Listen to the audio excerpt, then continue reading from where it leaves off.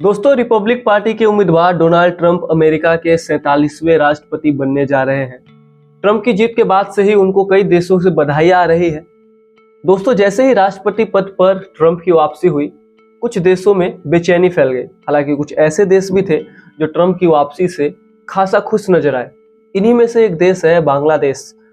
बीते अगस्त शेख हसीना को छात्र प्रदर्शन के बाद देश छोड़ना पड़ा था और प्रधानमंत्री पद से इस्तीफा देना पड़ा था। हिंसक आंदोलन के बाद और शेख हसीना के देश छोड़ने के बाद अंतरिम सरकार का गठन हुआ और अंतरिम सरकार में नोबेल पुरस्कार विजेता अर्थशास्त्री मोहम्मद यूनुस को प्रमुख सलाहकार बनाया गया। तब से देश की जो बागडोर है वो मोहम्मद यूनुस के हाथ में। जो मोहम्मद यूनुस है उनको डेमोक्रेट्स यानी बाइडेन का खास माना जाता था। कुछ लोग तो यहाँ तक भी मानते हैं कि यूनुस को इस भूमिका में लाने के पीछे कहीं ना कहीं बाइडेन प्रशासक का हाथ है। ऐसे में जो सबसे बड़ा सवाल है वो सवाल यह है कि जब अमेरिका में सत्ता का परिवर्तन हो गया है और डेमोक्रेट्स की जगह रिपब्लिक पार्टी के उम्मीदवार यूं कहे कि जो डोनाल्ड ट्रंप है वो सरकार में आ गए हैं, तो इसका बांग्लादेश पर क्या असर होगा? क्या ट्रंप कार्यकाल में भी बांग्लादेश को वही समर्थन मिलेगा जो पहले मिलता आ रहा है? या फिर सबसे बड़ा सवाल यह है कि क्या अवामी लीग की प्रमुख यानी शेख हसीना अपनी खोई हुई राजनीतिक जमीन वापस लेंगी? एक और सवाल जो अहम है कि क्या बांग्लादेश और भारत के जो रिश्ते हैं वो किस मोड़ में जाएंगे? हम सभी जानते हैं कि शेख हसीना जब सत्ता में थी, बांग्लादेश की प्रधानमंत्री थी, तो उनके साथ यूँ कहें कि तब बांग्लादेश के साथ भारत के जो रिश्ते थे वो काफ़ी ज़्यादा अच्छे थे। उससे मोहम्मद यूनुस को अंतरिम सरकार आई है। हालांकि उन्होंने आश्वासन दिया था कि बांग्लादेश में हिंदुओं के खिलाफ कोई कार्रवाई नहीं की जाएगी, लेकिन उनके आश्वासन के ठीक उलट कई जगह मंदिर तोड़े गए। हिंदुओं से दुर्गा पूजा मनाने के लिए भी मना किया गया हिंदुओं को। इसके अलावा कई तरह की जो मीडिया में रिपोर्ट आए, मान लेते हैं कि सारे रिपोर्ट्स फर्जी थे, लेकिन फिर भी हिंदुओं की जो हालत है शेख हसीना के मुकाबले यूनुस के शासन में बांग्लादेश में जो स्थिति है हिंदुओं की खास करके, वो अच्छी नहीं है। तो इस टॉपिक पर हम आगे बढ़े उससे पहले हम समझ लेते हैं कि आखिर ट्रंप की जीतने के बाद शेख हसीना ने क्या कहा। कि जैसे आपको बता दें कि ट्रंप की जीत के बाद शेख हसीना ने अवामी लीग के ऑफिशियल ट्विटर हैंडल से उनको बधाई दी।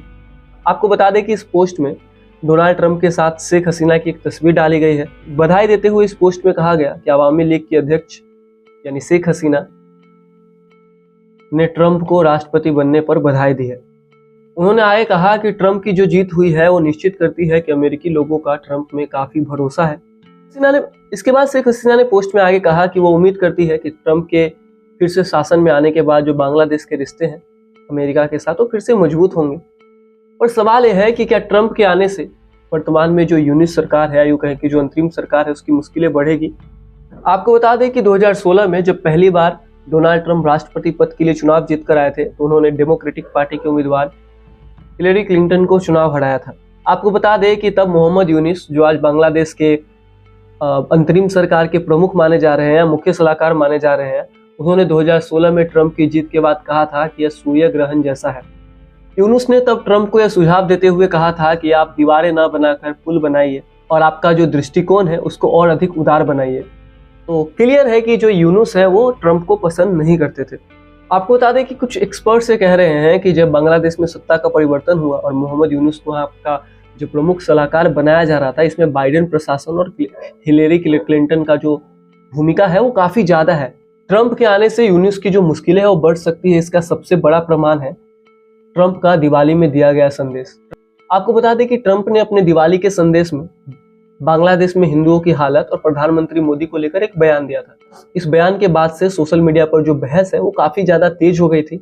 उस संदेश में डोनाल्ड ट्रंप ने कहा था कि मैं बांग्लादेश में हिंदुओं, ईसाइयों और अन्य अल्पसंख्यकों पर जो आक्रमण हो रहे हैं उसको लेकर काफी ज्यादा चिंतित हूँ और उसकी कड़ी निंदा करता हूँ। उन्होंने कहा कि भीड़ अल्पसंख्यकों पर हमला कर रही है, उन्हें लूट रही है और उनके जो मौलिक अधिकार है उसमें बाधा डाल रही है। ट्रंप ने आगे कहा था कि मेरे कार्यकाल में ऐसा कभी नहीं होता था।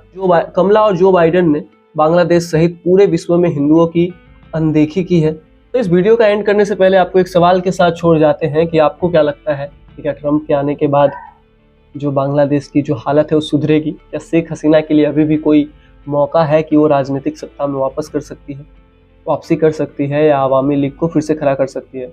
हमने जो रिसर्च में पाया और हमारा जो ऑब्जर्वेशन है, या यूँ कहें कि हमारा जो ओपिनियन है, हमें लगता है कि एक अंधेरे कमरे में एक दिया जलाने जैसी बात है, लेकिन प्रकाश तो है कि इसकी उम्मीद तो हम कर सकते हैं कि ट्रंप के आने के बाद हो सकता है कि शेख हसीना की जो मुश्किलें हैं वो थोड़ी कम होगी